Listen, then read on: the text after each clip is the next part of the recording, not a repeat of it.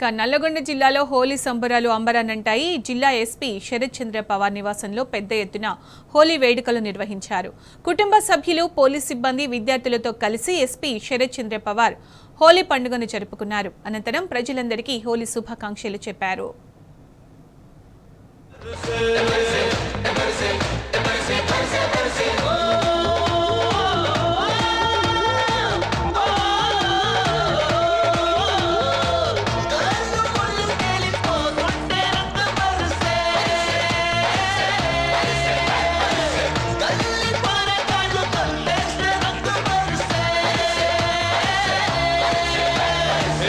चलो सब चलो चलो अब गले मिलो इधर रंगोली नशा करो यार